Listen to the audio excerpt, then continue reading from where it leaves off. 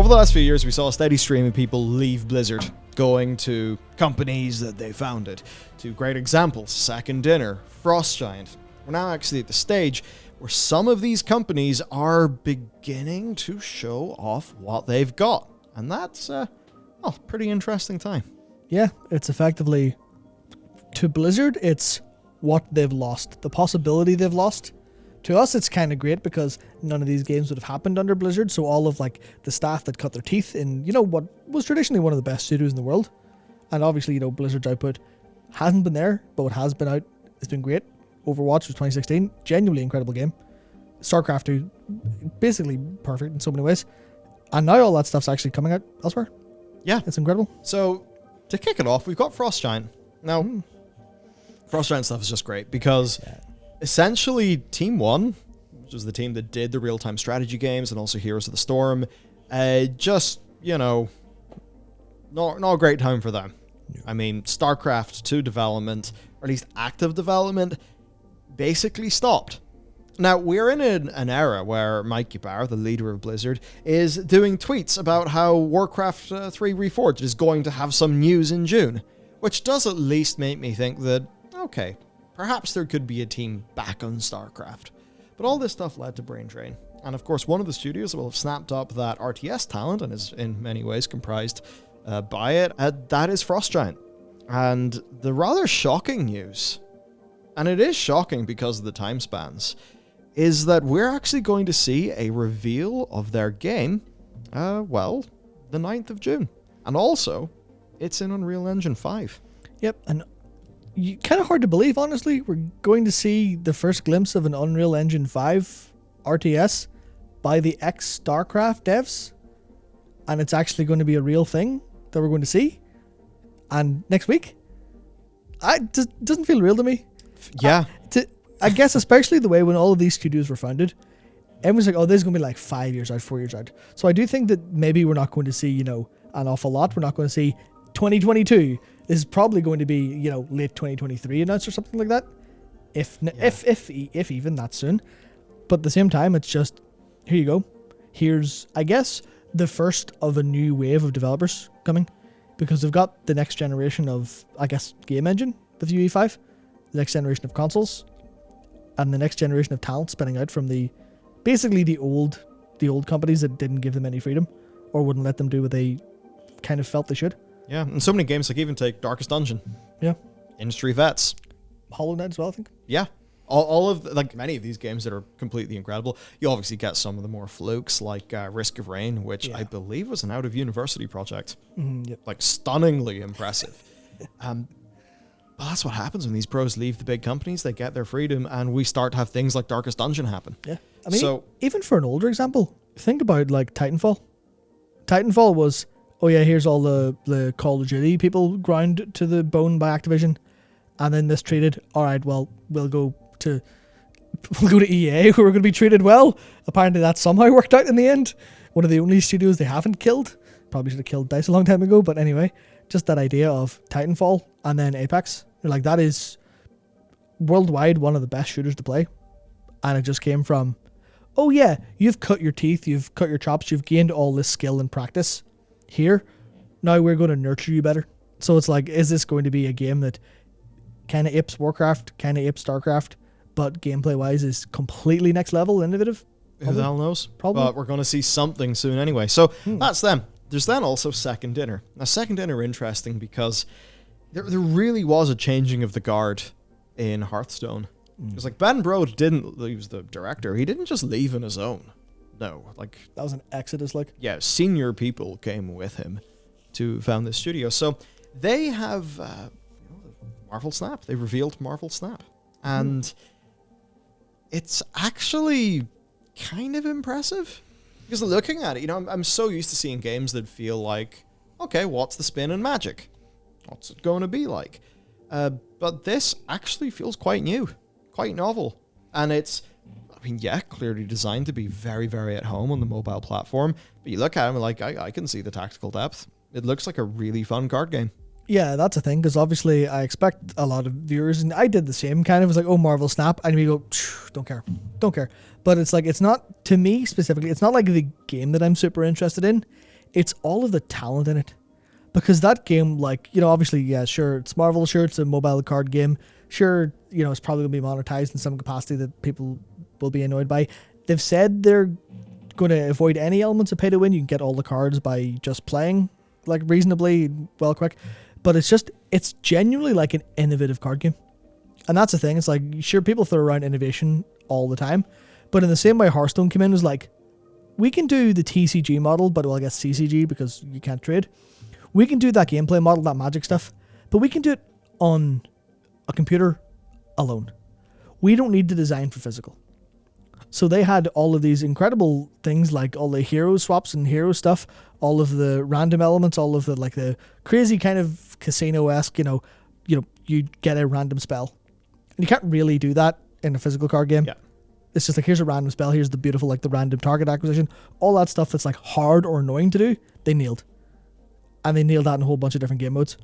And that's clearly, like, that was clearly people who loved card games making cool stuff. And then they kind of got bored. Or whatever else happened, they left and went, we're going to do the same thing. And now this game looks honestly really cool. Probably not going to play it much, if at all. But it looks really cool. Yeah, and the monetization bit was interesting to me. Yeah. Purely because Hearthstone, I mean, look, if you want a competitive deck, you have to get those cards somehow. Yeah. You could grind it, but realistically, and as we continually cover on the last few weeks on the stream that we do over on our Warcraft channel, it's just been, what's the new $70 golden card bundle this time? Mm-hmm. So here they say they're avoiding pay to win, and the monetization is going to be based on cosmetics and comic aesthetic, or that are based on comic aesthetics. That's fair. I'm just thinking though, wow, really avoid pay to win? Interesting. So yeah. I think that there's maybe Hearthstone developers kind of, if they're going to be going against some of how Hearthstone is perceived, maybe that tells you a few things. There's basically going to be a free battle pass that leads into earning a season pass, and their stated goal is to collect every card without paying. Again, that sounds good. Apparently players in the closed beta are really happy with the game and basically looking at it. You have the sort of polish you would expect from this team. Like, it's a really, from what they've showed, super polished. Yeah. And, I mean, it looks really innovative. So you kind of have basically 3 different areas on the board, and then it's like how you're kind of allocating your cards to those different areas. And sort of like the amount of power that you have in an area can then activate like the sort of bonus or multiplier effect on that area. Then, of course, all the cards have things. So as an example, you play Spider-Man, then the webs lock, that area for your opponent. It actually looks like a really cool design space for a game like this. Yeah, especially when you get into the fact that obviously like deck building stuff's kind of a big part of that, but they're like 12, 15 cards in a deck. Smaller decks because you just want to have high impact cards instead, because games are supposed to take like 3 to 5 minutes, and then also you play your turns at the same time. It's not a turn, it is a turn-based game, but there's not major downtime for you. You're not going, I play my card, and then you're playing Hearthstone. You can't close the app, so you just sit there going, well, I guess I need another phone to browse Twitter while I'm playing Hearthstone on my phone. Shit. Modern but they kind of that's a modern problem, but I can't believe what it says. Modern problems require modern solutions. And this is a modern solution. We're like, yeah, we'll speed it up. Yeah, we'll make the deck building important tactically, but less moving parts.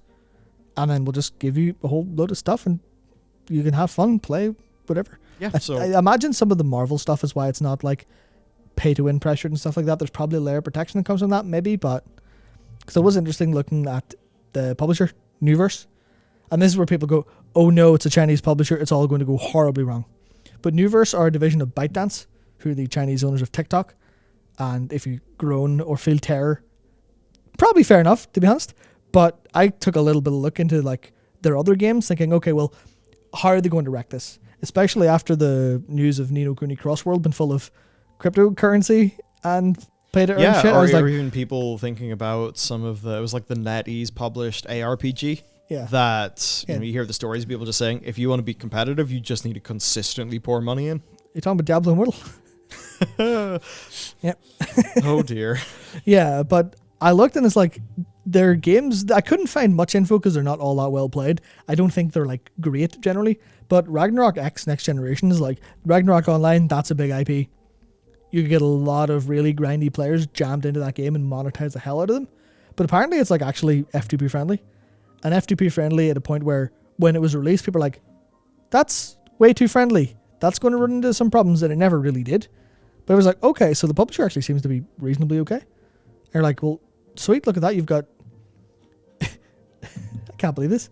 You've got ex-Blizzard employees leaving Blizzard, going to make a game with Marvel and, ByteDance, the Chinese owners of TikTok, and their game's less pay to win, more free-to-play friendly, and generally better quality seemingly across the board. That's wild. But that shows the talent, shows the power of talent. Yeah, and at least in first impressions, like if you look into Hearthstone right now, it's just Buy, money, yep. money, and it's ridiculous. Yeah. Like, sure, they had that was like $25 for a diamond Drekthar, and then they ended up refunding people on that. But of course, refunding gold, not money, because they nerfed the card. But then you look at like these golden card bundles, and it's complete lunacy, complete wailing lunacy.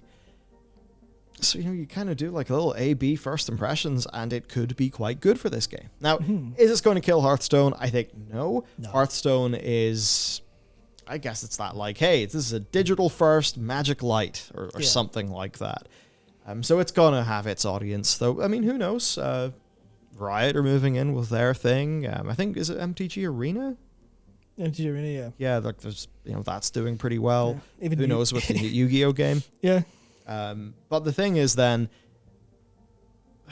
Hearthstone players are kind of... Okay, so few of us have heard that Hearthstone's maybe not performing the best. Yes. And perhaps the insane money grabbing that is currently just stuffed into that game all over the place. Maybe that suggests that it's not doing particularly well. There's also been some design decisions. I didn't know about this, but rotating out a Battlegrounds mechanic entirely. Yeah, so they had these buddies in Battlegrounds. People weren't like super mega happy with them because they kind of threw a little bit of balance on its head. But it was this new mechanic that had like this whole new implementation. And then they just went, we'll get rid of that and put these Naga in instead, like the race from World of Warcraft. Like, yeah, here you go, sweet. And it was like, but you've just completely rotated this out, and now it's way less balanced and way worse. And as to whether that ends up like proving true of the long term, because card games meta kind of adapt, but generally, and Dakar was telling me this, apparently it's literally like a lot of Twitch streamers who would play Hearthstone were like pissed off with it and went and said, oh, Marvel Snap's got a closed beta. And it's not even like, well, maybe some of them were invited, but like there's a lot of it is, here's the APK, go play. So they just went and played it on stream, even though it's a pretty bad streaming experience and a pretty bad like esportsy kind of. It's definitely made for players, not esports players. But it's just like they were, just gonna go and play Marvel Snap instead because it's the Hearthstone guy made a new game, and that's a thing that is a really strong draw. Blizzard gave Ben Brode a lot of power by going, you're a great charismatic figure, you've made a great game, go and show it off, go and be the face of it. And now that's kind of bit them because for whatever reason he decided to leave. Yeah, it'd be fascinating to know if there was more to that story. But anyway, as for the companies we're still waiting on, we've got Notorious. Yep. We have got Moonshot, which is one of the Dreamhaven studios. We have, and I believe Frost Giant are also, they're like advised by Dreamhaven or something. Like there is a bit of a connection there. Secret Door, who are also a Dreamhaven studio. New Tales, Uncapped, Bonfire, Lightforge. Oh, Lightforge, yeah. Lightforge as well. They were X. So there you go. There's plenty happening. Yeah, I mean, that's it. We've seen a new Hearthstone. It's not really a new Hearthstone. A new Hearthstone, a new card game innovation, a new Starcraft, Warcraft RTS that's probably going to be, at least look great. Hopefully it turns out great. And then 7 other studios also ready to go to make what is ostensibly competition to Blizzard. Because as much as I'd love to be like super excited about all of these games in isolation, kind of do you have to talk. These people all worked at Blizzard. They lost all this stuff. They've basically trained up their own competition. Yeah, and then let them run into the wild. And that's what happens when you struggle with employee retention in a in a industry like this where just, there's a lot of VC money floating around, or at least there was at the time that all these studios got their start. Yeah. So there you go. Look, overall, this is good news for us. Exceptional. This is brilliant. And sure, maybe not everybody here is into card games, but maybe you're into RTSs like I am. maybe you're into whatever Notorious are cooking up. Pretty good news. So that's where we're going to leave you today. Basically, with things dying, what happens is new growth. It takes a while. Sometimes it just grows back stronger, and that's just exciting. So there you go. Things to look forward to. Of course, check out the content we put on this channel yesterday. There will be more tomorrow, and we'll see you next time.